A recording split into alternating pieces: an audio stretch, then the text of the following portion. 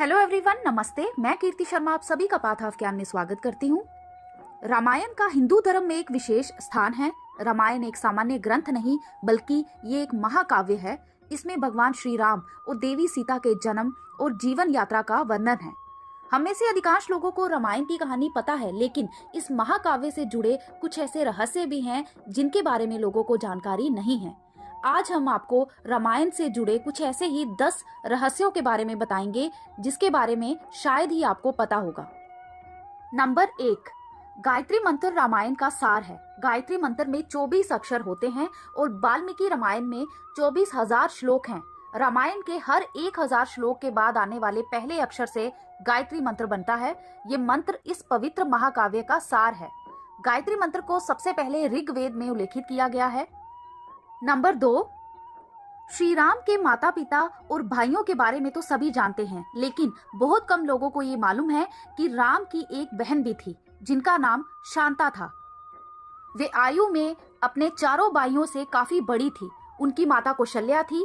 ऐसी मान्यता है कि एक बार अंग देश के राजा रोमपद और उनकी रानी वर्षिणी अयोध्या आए। उनको कोई संतान नहीं थी। बातचीत के दौरान राजा दशरथ को जब ये बात मालूम हुई तो उन्होंने कहा कि मैं अपनी बेटी शांता को आपको संतान रूप में दूंगा। ये सुनकर रोमपद और वर्षिणी बहुत खुश हुए और बड़े ही स्नेह से उनका पालन पोषण किया। देवी शांता का विवाह ऋष्यरिंग ऋषि से हुआ था और वे ऋष्यरिंग ऋषि ही थे जिन्होंने राजा दशरथ की पुत्र कामना के लिए पुत्र कामेष्टि यज्ञ करवाया था। नंबर 3, श्री राम को भगवान विष्णु का अवतार माना जाता है, लेकिन क्या आपको पता है कि उनके अन्य भाई किसके अवतार थे? लक्ष्मण को शेषनाग का अवतार माना जाता है। भरत को भगवान विष्णु द्वारा हाथों में धारण किए गए सुदर्शन चक्र का अवतार माना जाता है और शत्रुघ्न को शंख शैल का अवतार माना जाता है। नंबर 4, ऐसा माना जाता है कि वनवास के 14 वर्षों के दौरान अपने भाई और भाभी की रक्षा करने के उद्देश्य से लक्ष्मण जी कभी नहीं सोए। इसके कारण उन्हें गुदाकेश के नाम से भी जाना जाता है। वनवास की पहली रात को जब राम और सीता सो रहे थे तो निद्रा देवी लक्ष्मण के सामने प्रकट हुई। उस समय लक्ष्मण ने निद्रा देवी से अनुरोध किया कि उन्हें ऐसा वरदान दे कि वनवास के 14 वर्षों के दौरान उन्हें नींद ना आए और वो अपने भाई और भाभी की रक्षा कर सके। निद्रा देवी इस बात से प्रसन्न होकर बोली कि अगर कोई तुम्हारे बदले 14 वर्षों तक सोए तो तुम्हें ये वरदान प्राप्त हो सकता है। इसके बाद लक्ष्मण के अनुरोध पर निद्रा देवी ने 14 वर्षों तक सोने का वरदान उर्मिला को दे दिया। उर्मिला ने लक्ष्मण के बदले सोना स्वीकार किया और पूरे 14 वर्षों तक सोती रही। नंबर 5, हम में से अधिकांश लोगों को पता है कि राम, लक्ष्मण और सीता ने कई साल वन में बिताए थे, लेकिन कुछ ही लोगों को उस वन का नाम पता होगा। उस वन का नाम था दंडकारण्य, जिसमें राम, सीता और लक्ष्मण ने अपना वनवास बिताया था। ये वन लगभग 35,600 वर्ग मील में फैला हुआ था, जिसमें आज के टाइम पर छत्तीसगढ़, उड़ीसा, महाराष्ट्र और आंध्र प्रदेश के कुछ हिस्से शामिल हैं।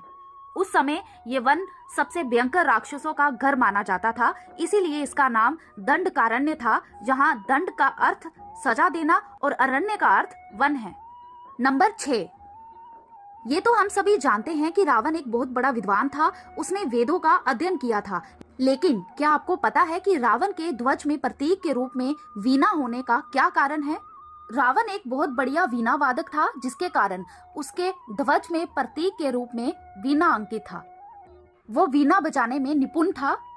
नंबर 7, क्या आपको पता है कि रामायण काल के ये 3 लोग आज भी जिंदा हैं? इनका नाम है हनुमान, जामवंत और विभीषण। नंबर 8, सीता स्वयंवर के बारे में तो सबको जानकारी है कि धनुष उठाकर श्री राम ने स्वयंवर जीता था, पर क्या आपको उस धनुष का नाम पता है? वो महादेव द्वारा निर्मित धनुष था और उस धनुष का नाम है पिनाक। नंबर 9, रामायण में वर्णित है कि श्री राम ने ना चाहते हुए भी अपने छोटे भाई लक्ष्मण को मृत्यु दंड दिया था।